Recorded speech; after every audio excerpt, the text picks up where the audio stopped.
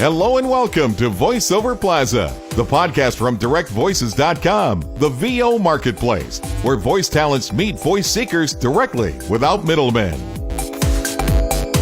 A now interview with Derek Chappell, an all-American voice talent.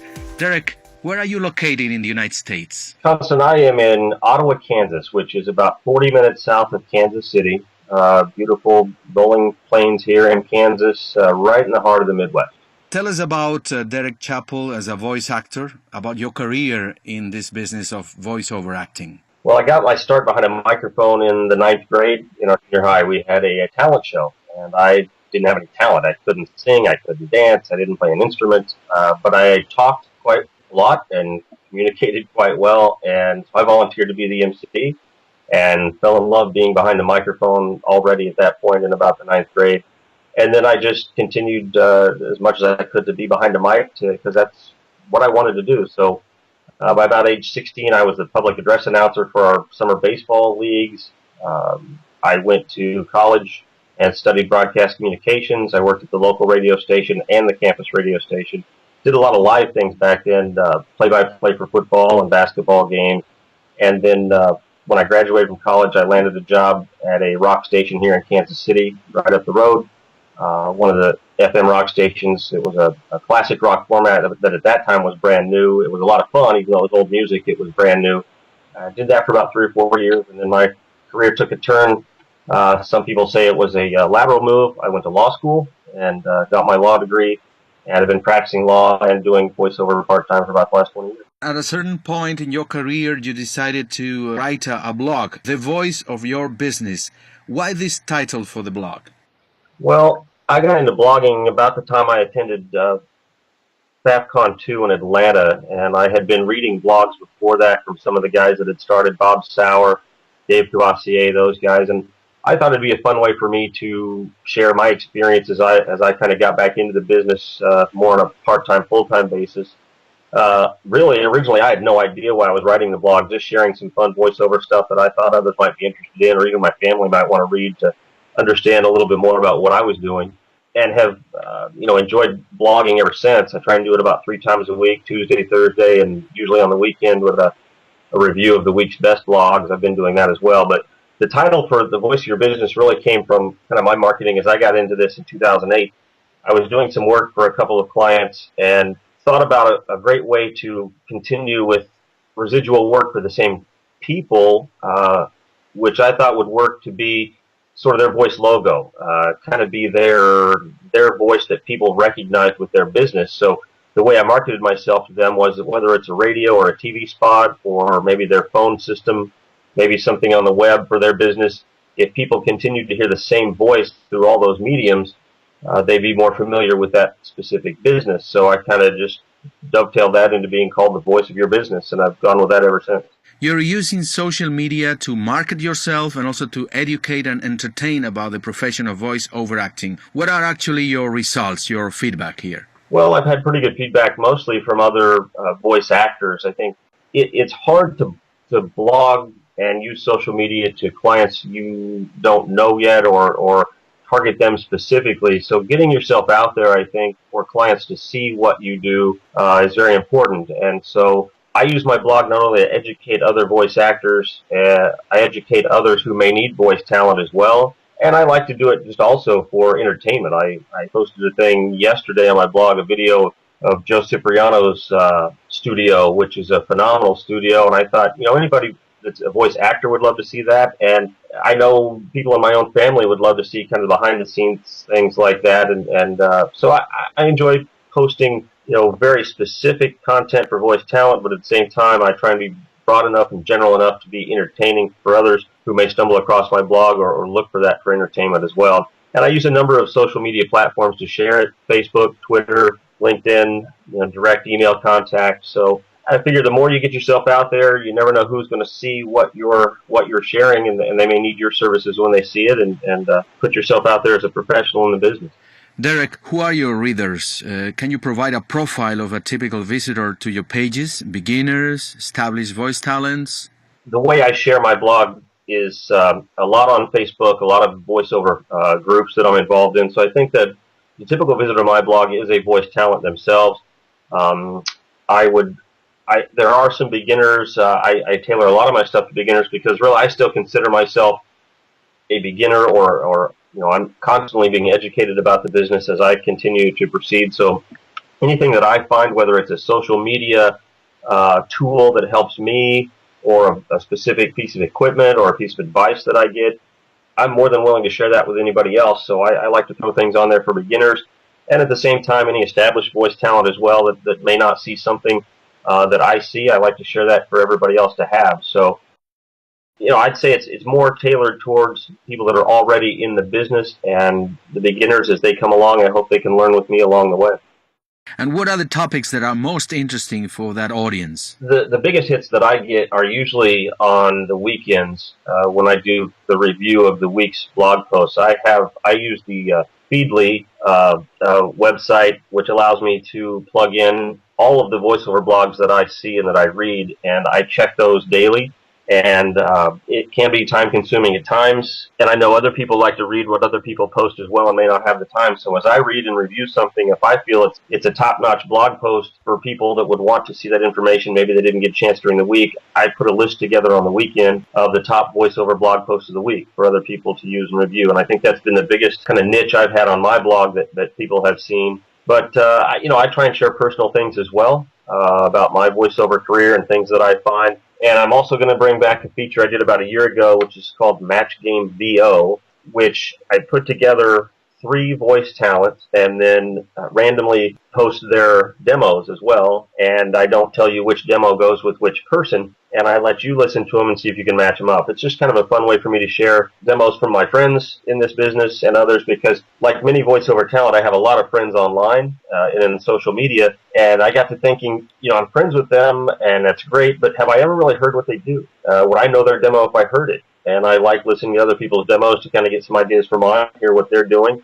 And I just thought it'd be a fun way to kind of share and get other people to read my blog, and that was it. Oh, that's a brilliant idea. People usually, of course, listen to voiceover talents, but they cannot put a picture, a face on the voice they listen to. So that's really clever and interesting and fun. One key topic you have identified is that regular invoicing problems, payment issues, and clients ignoring basic rules of compensation for our job.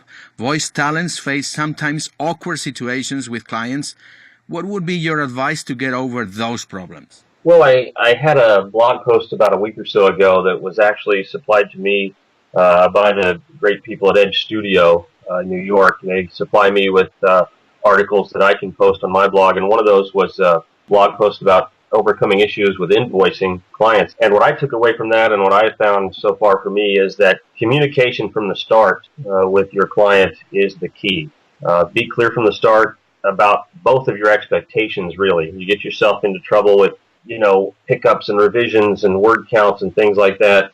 You might go ahead and talk to a client about a job, and they say it's one thing, and then all of a sudden you get into it and it's something different. And nobody wants that. So I think you have to be consistent with each client. You have to be, your communication has to be extremely good from the start, because you want to develop, a relationship with that client. So you want things to go great from the start. I think you should be, flexible with your client when it comes to the invoicing and the expectations from the job. But you have to be on the same page from the start.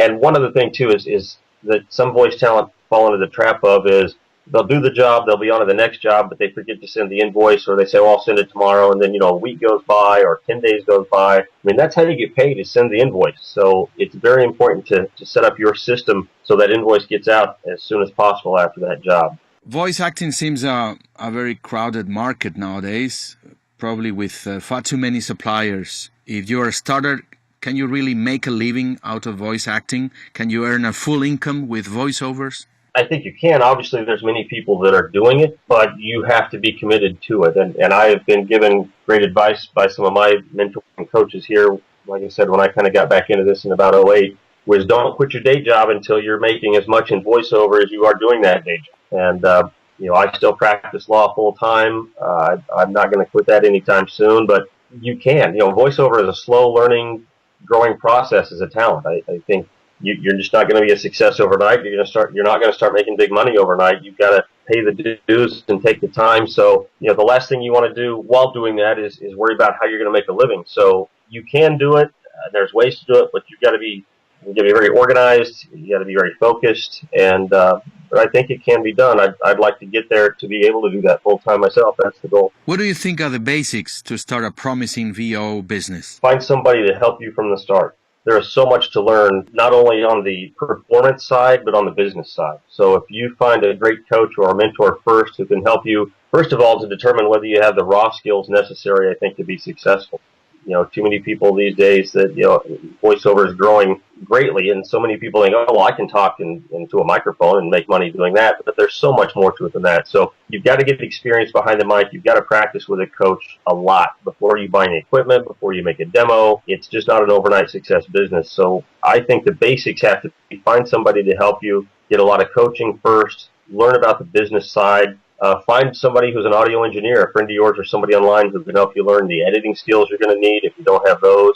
Look for the people that are respected in the business and don't find these, demo producing companies that say, hey, come to our weekend seminar and we'll have a demo in your hand by Monday. You can't do that. You're serious. You got to have a plan. You got to stick to it. And finding somebody to help you from the start is I think, the key. And that's what's helped me a ton. Sooner or later, you have to sell your services, probably on the internet. So we wonder, what is your opinion on pay-to-play sites? There are a few out there. If you get on the forums and you see some of the groups and voiceover groups that I belong to, there's opinions on that, all over the board. Some say they're a waste of time. Some say they're just, a churning out of talent. They've dumbed down the talent or taken down the rates.